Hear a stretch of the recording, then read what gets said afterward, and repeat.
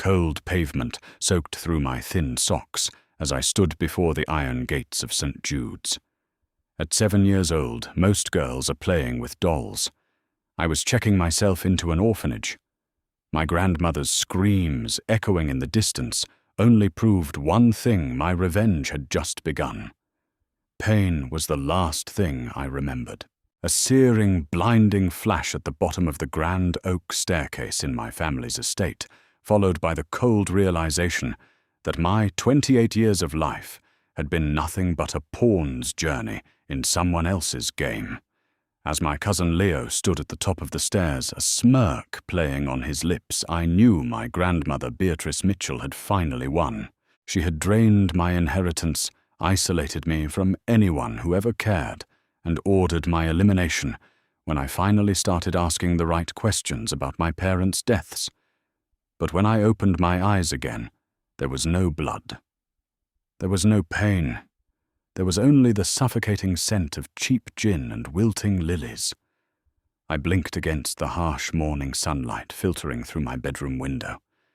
My hands, they were tiny, smooth, unblemished, and lacking the calluses I'd developed from years of forced labor in my own home.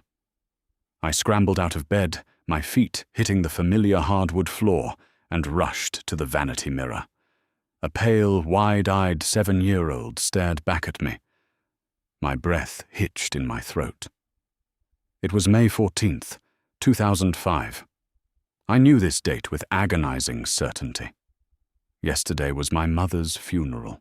My father had passed away in a tragic, questionable car accident 3 months prior, and my mother's fragile heart had given out shortly after. Today was the day Beatrice officially moved into our estate. Today was the day she took control of my life, locked me in the attic, and began the 2-decade-long psychological torture that ended with my murder. Downstairs, the floorboards creaked. I could hear the muffled, sharp tones of Beatrice's voice floating up through the vents. "I don't care what the lawyer says, Caroline." Beatrice snapped, her voice dripping with venom. She was talking to my aunt. "That little brat is the only key to the Harrison Trust Fund. $15,000 a month for maintenance and care. We keep her fed, we keep her quiet, and the estate is ours. When she turns 18, we'll have her declared incompetent. Easy. In my previous life, I had sat on my bed, clutching my favorite teddy bear, crying for my mother, completely oblivious to the monsters plotting my demise just 1 floor below. I had spent years desperately trying to earn Beatrice's love, thinking I was a burden. Not this time. My adult mind raced, calculating the variables. The trust fund my maternal grandfather, Richard Harrison, left behind was ironclad. But it had one massive vulnerability. It was entirely dependent on my physical custody and well-being. If I wasn't in Beatrice's care, she didn't get a dime. If I was deemed unsafe, the state would freeze the assets. I didn't cry. I didn't reach for my teddy bear. Instead, I pulled my pink Hello Kitty backpack from the closet and dumped out the coloring books. I moved quietly, slipping into my mother's master bedroom. I knew exactly where she hid the important documents of false bottom in her mahogany jewelry box. I retrieved my birth certificate, my parents' death certificates, and most importantly, the sealed envelope containing the unredacted details of the Harrison Trust intended for me when I turned 18. I shoved them all into my small backpack. I added a few pieces of my mother's most expensive jewelry just in case I needed collateral, and zipped it up. I threw on a simple denim dress, pulled on my sneakers, and bypassed the main staircase. I used the servant stairs at the back of the house, slipping out through the kitchen door, while Beatrice and Carolyn were busy clinking their morning glasses of gin in the parlor. The morning air was crisp. I had a 2-mile walk ahead of me, traversing the wealthy suburbs of Oak Creek down to the industrial edge of town. My little legs burned and my lungs ached, but the fire of a 28-year-old woman scorned, fueled every step. I was not going to be a victim again. I was going to strip Beatrice of the one thing she loved more than anything in this world, money. It took me an hour to reach the imposing brick facade of St. Jude's Home for Children. It looked exactly as it did in the charity brochures my mother used to sponsor. I pushed open the heavy wrought-iron gate, walked up the concrete steps, and pulled the brass handle of the front door. The reception area smelled of floor wax and boiled cabbage. A woman with thick spectacles and a tired expression sat behind the front desk. She didn't even notice me until I stood on my tiptoes to peer over the counter. "Excuse me," I said, pitching my voice to sound exactly as small and vulnerable as a 7-year-old should. The woman jumped, looking down at me in surprise. "Oh, well, hello there, sweetheart. Are you lost? Where are your parents?" "My parents are in heaven," I said, letting a single perfectly timed tear roll down my cheek. "My name is Chloe Mitchell, and I would like to check myself into the orphanage, please." The woman stared at me, dumbfounded. "Sweetheart, you can't just check yourself in. Who is taking care of you?" "My grandmother," I whispered, clutching my backpack tight against my chest. I forced my whole body to tremble. But she said she only wants the paper in my bag, not me. She said I'm a brat, and she's going to lock me in the dark. Please don't make me go back. I can clean the floors here if you let me stay. The receptionist's face instantly shifted from confusion to deep maternal alarm. She rushed around the desk and knelt in front of me. "Okay, honey, okay. My name is Mrs. Higgins. Nobody is going to lock you in the dark. Come with me." Checkmate, Beatrice. The small office at the back of St. Jude's was warm, but I kept my arms wrapped around myself, shivering as if I were freezing. Mrs. Higgins had immediately called Child Protective Services. Within 45 minutes, a stern but kind-looking social worker named Brenda Lewis arrived. Brenda sat across from me, a yellow legal pad in her lap.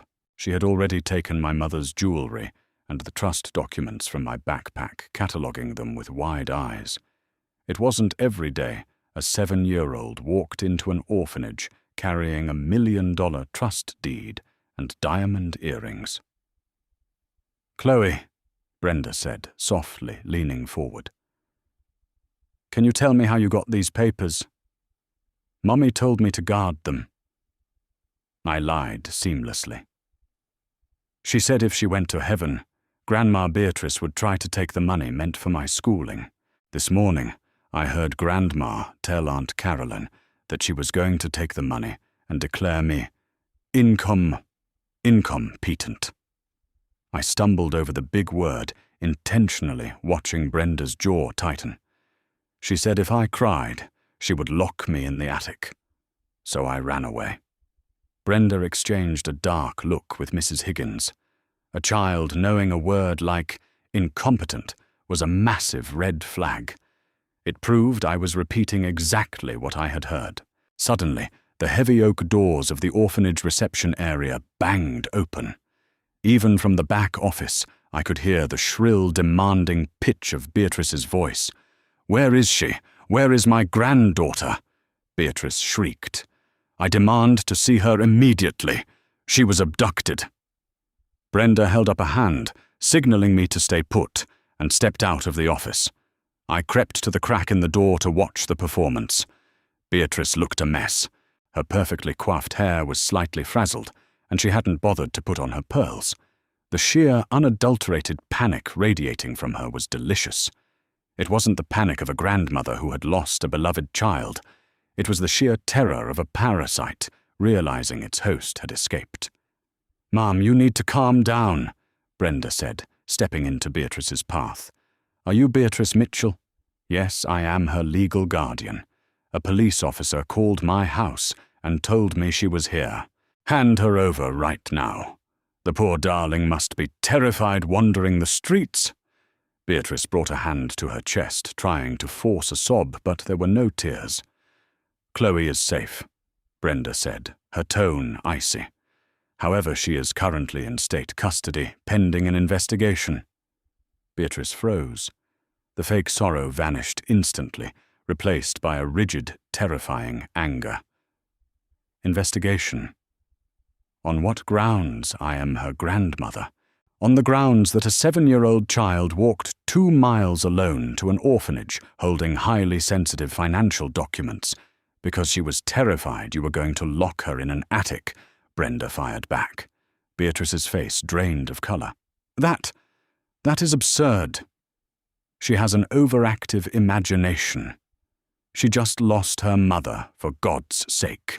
The child is delusional. I demand to take her home. Now. I knew this was my moment. I pushed the office door open slightly wider and let out a high-pitched, terrified shriek.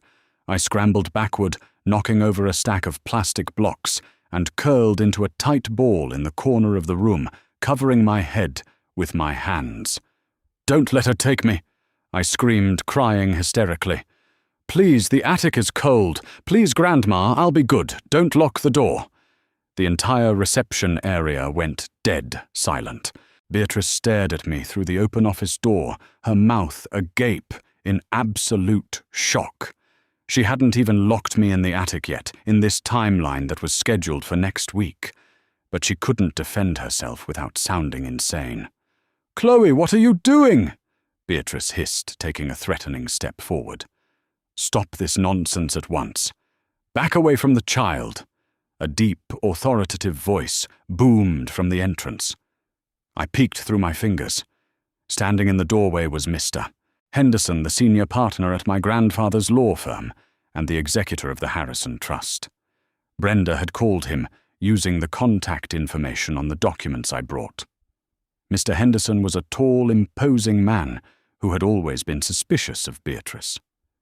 In my past life, Beatrice had managed to keep me away from him, entirely feeding him lies about my fragile mental state until I was old enough to be institutionalized. "Mr. Henderson." Beatrice stammered, her panic now peaking. "What are you doing here?" "My job. Beatrice," he said, coldly adjusting his tie as he walked over to Brenda. He looked at me huddled in the corner, his expression softening with pity, before turning a withering glare onto my grandmother.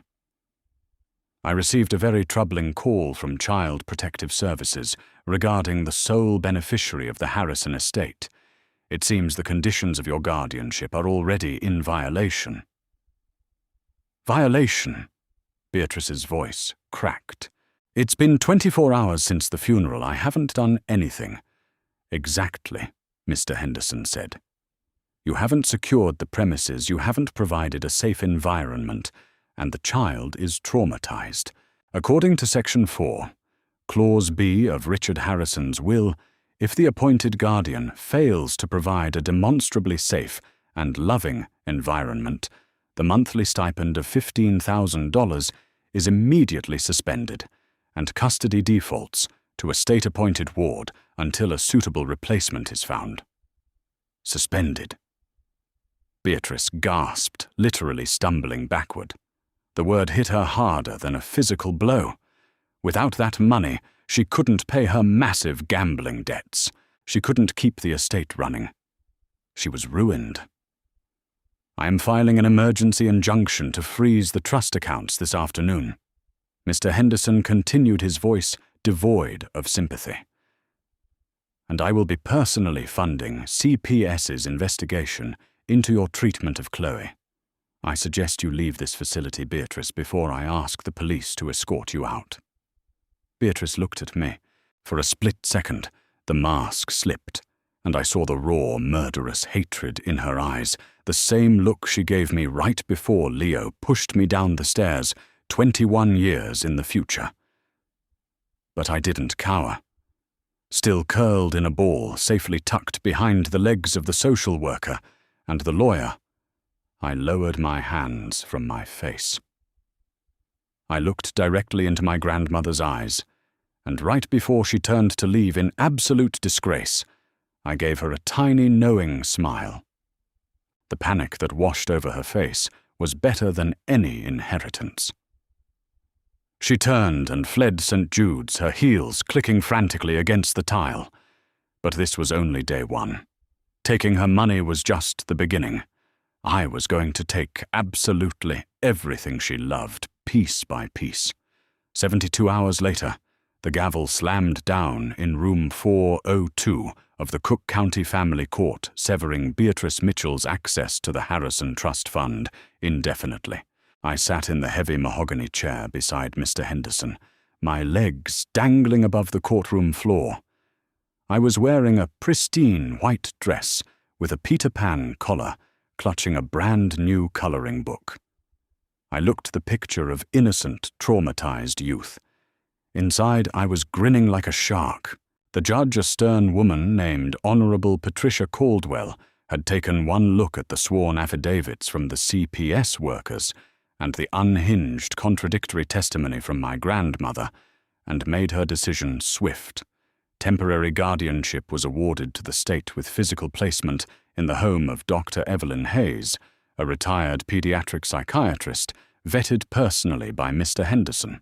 Beatrice was granted 1 hour of supervised visitation per week, contingent on her passing a psychological evaluation. Beatrice's face was a mottled, furious purple as the bailiff escorted us out. She had expected to walk in, cry a few grandmotherly tears, and walk out with me and my $15,000 monthly paycheck. Instead, she left with a mandate for anger management and a frozen bank account. But Beatrice was a cornered rat, and cornered rats are dangerous. 2 weeks into my stay at Dr. Hayes's beautiful, quiet home, the first supervised visitation was scheduled at the Department of Child and Family Services building. I sat at a small plastic table in a room with two-way mirrors. Brenda, my social worker, stood quietly in the corner, a clipboard in hand. The door clicked open, and Beatrice walked in, followed by her daughter, my aunt Caroline, and my cousin Leo. Leo. My breath caught in my throat for a fraction of a second. He was 9 years old in this timeline, wearing a pressed polo shirt and khakis. He looked like an angelic choir boy, but I knew the truth. This was the boy who would grow up to push me down a flight of stairs and step over my broken body to check his Rolex. "Oh, my sweet Chloe," Beatrice cooed, rushing forward with her arms outstretched. The performance was nauseating. I immediately shrank back in my plastic chair, bringing my hands up to shield my face. I squeezed my eyes shut and let out a high, trembling whimper. "Don't," I whispered, just loud enough for Brenda to hear. Beatrice stopped dead in her tracks, her fake smile straining at the edges. "Darling, it's just Grandma. I brought Leo to play with you. You remember your favorite cousin?" Caroline nudged Leo forward. He was holding a large, beautifully wrapped box from FAO Schwartz. He placed it on the table with a practiced, charming smile. "Hi, Chloe. We missed you. I brought you a present." Brenda stepped forward slightly. "You can open it, Chloe. It's perfectly safe." I reached out with trembling hands and pulled away the wrapping paper. Inside was a porcelain doll. It was exquisitely crafted, with glass eyes and delicate lace clothing. But I knew this doll. In my past life, Beatrice had given it to me right before locking me in the attic, telling me the doll was watching me to make sure I didn't cry. It was a psychological trigger meant to terrify me into submission. "She's beautiful, isn't she?" Beatrice said, her voice dripping with sickly sweetness. "I thought you could keep her in your room at night. So you're never alone." The veiled threat hung in the air, undetectable to Brenda, but deafening to me. I didn't react with fear. I reacted with strategy. "Thank you, Leo," I said softly. I picked up the doll and looked directly at him. "Do you want to play a game?" Leo looked at his grandmother, who gave a nearly imperceptible nod. He sat across from me at the small table. Beatrice and Caroline moved to the opposite side of the room, to speak in hushed, tearful tones, with Brenda trying to plead their case for home custody. This was my window. I leaned across the table, sliding a piece of paper and a red crayon toward Leo. Grandma said you were going to be the boss of my house one day. I whispered to him, pitching my voice so only he could hear. It was a gamble, playing on the arrogance I knew festered inside him, even at 9 years old. Leo's eyes flicked to the adults, ensuring they were distracted. He leaned in close, his choir boy facade dropping instantly. A cruel, ugly smirk twisted his young face. "I am," he whispered back, his voice lacing with malice. "Mum and Grandma said you're just a stupid obstacle. Once we get you back home, we're going to put you in the basement. You won't get any toys and you won't get any money." Perfect. Underneath the table, hidden by the oversized drape of my white dress, my hand was pressed firmly against the activation button of a high-end Olympus digital voice recorder. I had swiped it from Dr. Hayes's home office that morning, knowing exactly what kind of psychological warfare Beatrice would attempt. "But Mr. Henderson said the money belongs to me," I whimpered, deliberately provoking him further. Leo let out a quiet, mocking laugh. He reached under the table and pinched my arm hard. "Mr. Henderson is an idiot. Grandma is talking to a man at Wells Fargo tomorrow. She said as soon as we make you sign the papers, we're sending you away to a crazy hospital, just like she did to your mum." My blood ran cold. Just like she did to your mum. My mother hadn't just died of a broken heart. Beatrice had a hand in her mental decline. The realization hit me with the force of a freight train, but I couldn't let my emotions derail the plan. I had what I needed. I let out a sudden ear-piercing scream and shoved my chair backward. It tipped over, sending me crashing to the linoleum floor. I scrambled away from Leo, clutching my arm where he had pinched me, tears streaming down my face, real tears this time, born of pure, unadulterated rage. "He hurt me," I sobbed hysterically, pointing a shaking finger at Leo. "He said Grandma is going to send me to a crazy hospital. He said they're going to lock me in the basement." Chaos erupted. Brenda rushed over, kneeling beside me, her face pale with shock. Beatrice and Caroline lunged forward, but Brenda held up a strict hand, blocking them. "Liar!" Leo yelled, his face flushing red. "I didn't say anything. She's making it up. I am not," I cried, pulling up my sleeve to reveal the angry red welt blossoming on my pale skin from his pinch. I looked up at Brenda with wide, terrified eyes. "He whispered it to me. He said Grandma is going to take all the money from the bank and lock me away." Brenda's eyes hardened into chips of ice. She stood up, her posture rigid. "Visitation is over.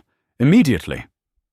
"This is an outrage," Beatrice shrieked, clutching her designer purse. "That child is a pathological liar. You cannot believe a word she says." I saw the boy pinch her with my own eyes through the mirror. "Mrs. Mitchell," a new voice said. The door opened, and a DCFS supervisor stepped in. "And we take threats of institutionalization very seriously. Security will escort you out." As they were forcibly ushered out the door, Caroline trailing behind, in a panicked sweat, I slipped my hand into my pocket and turned off the recorder. The tape wouldn't be admissible in a traditional court, but I didn't need it for a judge. I needed it for Mr. Henderson. 6 months passed. The winter winds began to howl through the streets of Chicago, but the real freeze was happening to Beatrice Mitchell's bank accounts. Without the $15,000 monthly stipend, the facade of the Mitchell wealth crumbled with spectacular speed. My grandfather had left the estate heavily mortgaged, expecting the trust to cover the maintenance. Beatrice had always lived beyond her means, spending wildly at high-stakes underground poker tables and racking up immense debt with First National Bank. Through my weekly check-ins with Mr. Henderson, who had become fiercely protective of me. After hearing the recording of Leo, I learned the glorious details of my grandmother's ruin. Caroline, realizing the ship was sinking, had tried to secretly contact Mr. Henderson to strike a deal, offering to testify against Beatrice in exchange for a payout. Mr. Henderson recorded the call and forwarded it to Beatrice. The resulting screaming match between mother and daughter resulted in Caroline packing up Leo and fleeing to a cheap apartment in Gary, Indiana, leaving Beatrice completely isolated. By December, the bank initiated foreclosure proceedings on the estate. On a frigid Tuesday morning, Mr. Henderson picked me up from Dr. Hayes's house. I was dressed in a tailored wool coat, looking every bit the heiress I was born to be. "Are you sure you want to do this, Chloe?" Mr. Henderson asked, as his town car glided through the snow-dusted streets. "It won't be a pretty sight." "I need to say goodbye to my childhood home, Mr. Henderson," I replied smoothly, staring out the window. "It's important for my closure." He nodded, completely oblivious to the fact that he was driving a 28-year-old woman to gloat over her murderer's demise. We pulled up to the grand iron gates of the estate. There were no luxury cars in the driveway today. Instead, a large moving truck idled near the portico, and 2 sheriff's deputies stood by the front door. Mr. Henderson and I walked up the sweeping front steps just as Beatrice emerged from the house. I almost didn't recognize her. The immaculate, terrifying matriarch of my past life was gone. Her hair was limp and graying at the roots. She wore a threadbare coat, clutching a single cardboard box filled with cheap knickknacks. The pride that had fueled her cruelty had been entirely hollowed out. She stopped when she saw us. Her hollow eyes darted from Mr. Henderson to me, and a flash of bitter recognition crossed her face. "You!" Beatrice hissed, her voice raspy and broken. She dropped the box, the contents shattering on the frozen stone steps. She pointed a trembling manic finger at me. "You did this, you little demon. You planned this." The deputies tensed, stepping forward, but Mr. Henderson raised a hand. "Careful, Beatrice. The auction was finalized yesterday. The Harrison Trust purchased the property outright. You are currently trespassing on Chloe's land." Beatrice let out a dry, hacking laugh that sounded entirely devoid of sanity. "She's not a child. Look at her eyes. Henderson. Look at her." She knew exactly what she was doing. I stepped out from behind Mr. Henderson's protective bulk. I walked up 2 steps, so I was at eye level with the broken woman who had once ordered my death. I didn't smile. I didn't gloat. I simply looked at her with the cold, dead eyes of a ghost who had returned from the grave. "I don't know what you mean, Grandma," I said quietly, my voice carrying clearly in the crisp winter air. "I just wanted to be safe from the attic and the stairs." Beatrice gasped, stumbling backward, as if I had physically struck her. The mention of the stairs where I had bled out in another lifetime, shattered the last fragile piece of her mind. How could a 7-year-old know about a murder that hadn't happened yet? She clamped her hands over her ears, backing away toward the sidewalk, her eyes wide, with absolute primal terror.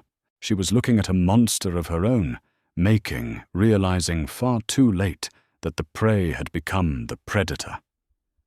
"You're crazy," she mumbled to herself, turning and shuffling away into the snow, leaving her shattered belongings behind. "She's a demon. I have to get away." I watched her disappear down the street, a broken, penniless woman who would spend the rest of her miserable life jumping at shadows, terrified of a 7-year-old girl. I turned back to the grand oak doors of my estate. The house was empty, silent, and finally unequivocally mine. I had rewritten history, protected my future, and avenged my past. The chessboard was cleared, and the queen was finally sitting on her throne. My second life was just beginning, and this time I made the rules. If this story kept you on the edge of your seat, make sure to hit that like button, share this video with anyone who loves a brilliant revenge story and a mastermind main character. Don't forget to subscribe and ring the notification bell so you never miss out on our daily reborn drama stories. Drop a comment below, telling us what you would do if you could go back to being 7 years old.